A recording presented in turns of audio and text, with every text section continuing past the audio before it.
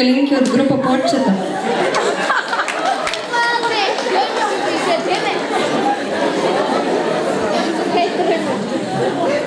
Децата са чудесни, нали?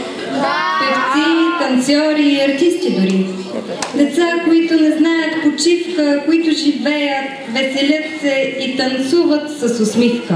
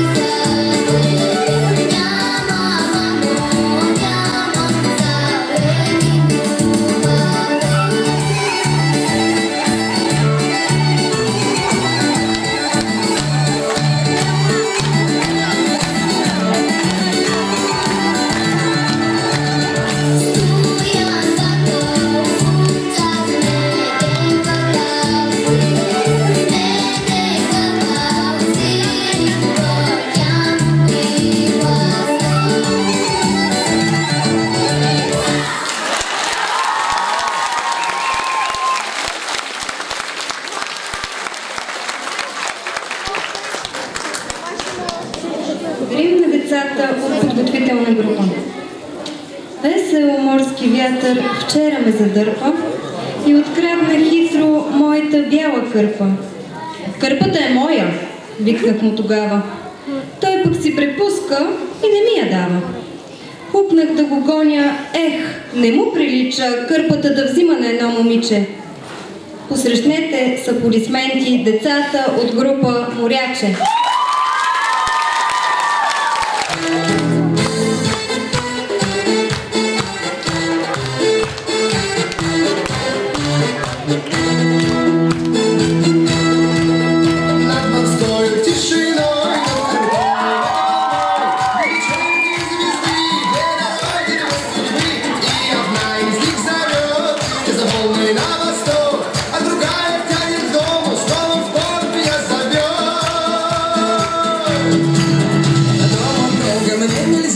Сердце просится в моря, посмотри, как в океане начинается заря. Как только горизонт белый берег зачеркнет, меня снова тянет к дому, снова порт меня зовет. Ты морячка, я моря, ты рыбачка, я рыба. Ты морячка, я моря, ты рыбачка, я рыба. Ты на суше, я на море.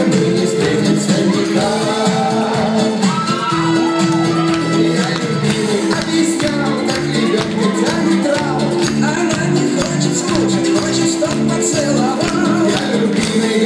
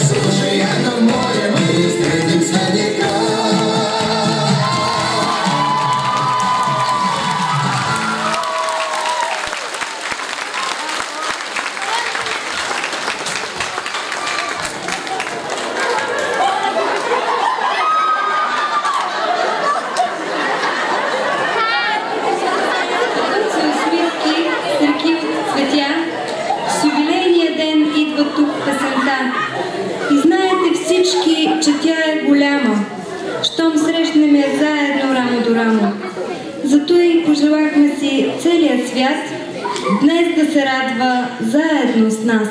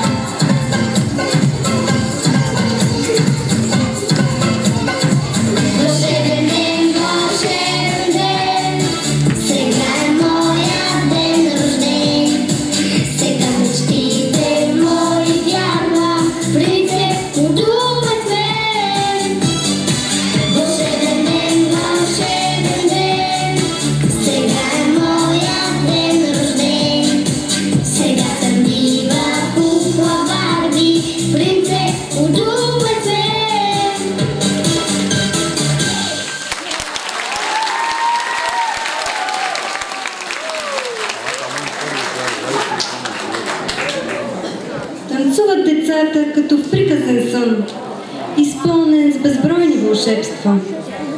Тук всичко е като приказна игра.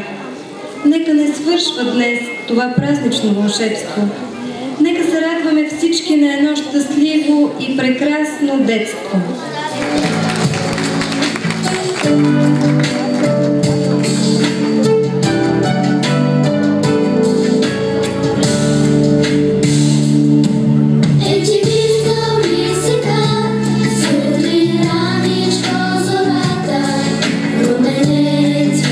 Свят и довежда светлината, целият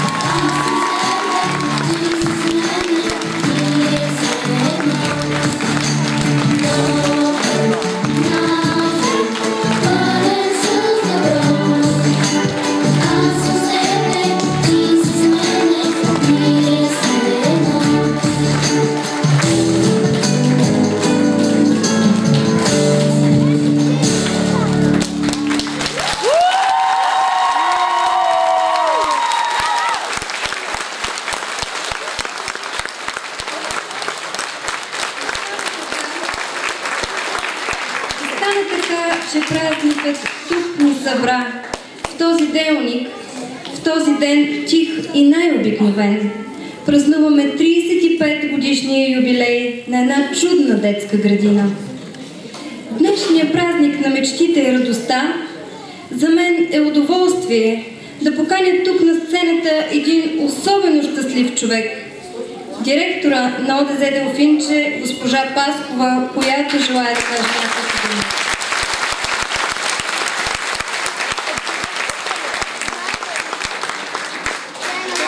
Един юбилей винаги е много вълнуващ.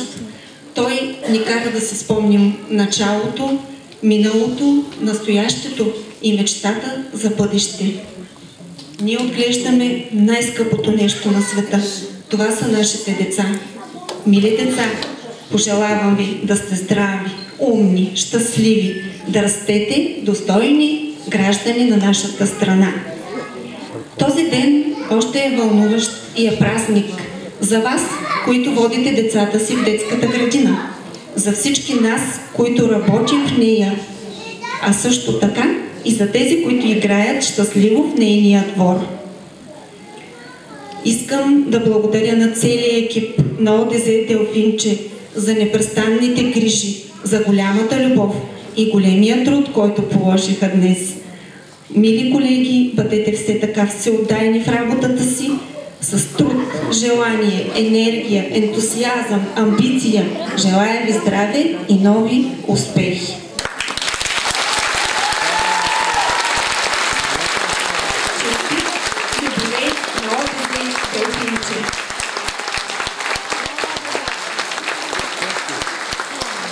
Поканя на сцената и кмета на град Ахтопол, инженер Атанас Желязков, който вероятно иска да каже няколко думи.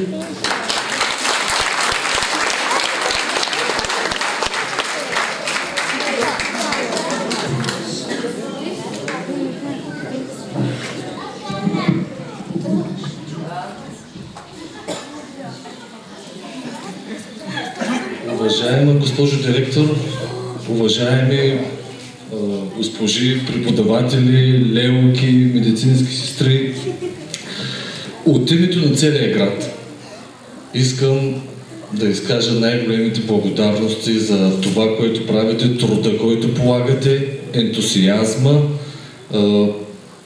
за да обучавате и отглеждате нашето бъдеще на града. Вие бяхте, госпожо директор, абсолютно права. Тези деца са бъдещето на нашия град. Тези деца след време ще разчитаме на тях да ни управляват и да създават удобства, които ние в момента създаваме за тях. Аз, често да ви кажа, в момента, като гледам толкова пълна зала, заредена с толкова позитивна енергия, положителна енергия, благодарение на вашите възпитаници, които се справиха перфектно. Виждам, че има и професионално видео за снимане. Сигурен съм, че ако изпратим филма в някой музикален формат или телевизионен формат, можем да спечелим нещо. Тъй, че ако искате, пробвайте този вариант. Още веднъж честит юбилей. Горе-долу аз съм на тази възраст, за това много са интересни години. Бъдете живи и здрави!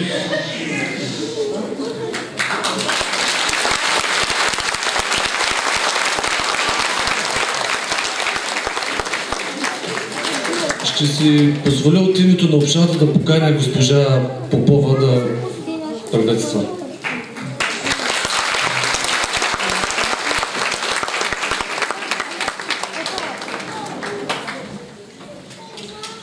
Скъпи родители, скъпи гости, госпожи, госпожо директор, господин кмет, господин Сколиев, безкрайно сме развълнувани, ние гостите от Царево, че се преживяхме заедно тук това вълнуващо събитие.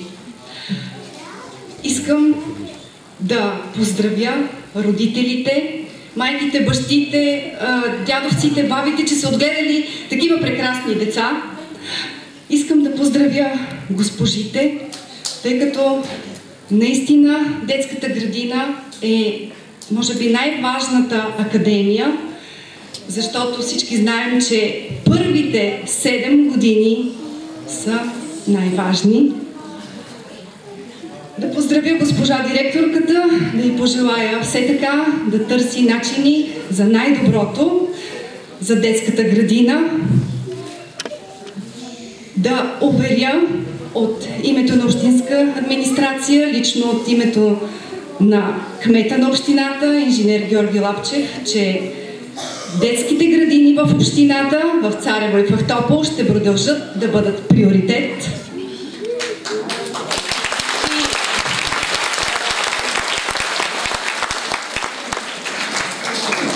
Може би е случайно, а може би не. За всяка група огромна вкусна торта в 2 броя. Една избрана от кмета на град Ахтопол и една от общината от Царево. Да сте живи и здрави. А на най-малките, които толкова ни радваха тази вечер, да пожелая да присъстват на такова мило тържество и на своите деца, и на своите внуци в град Ахтопол.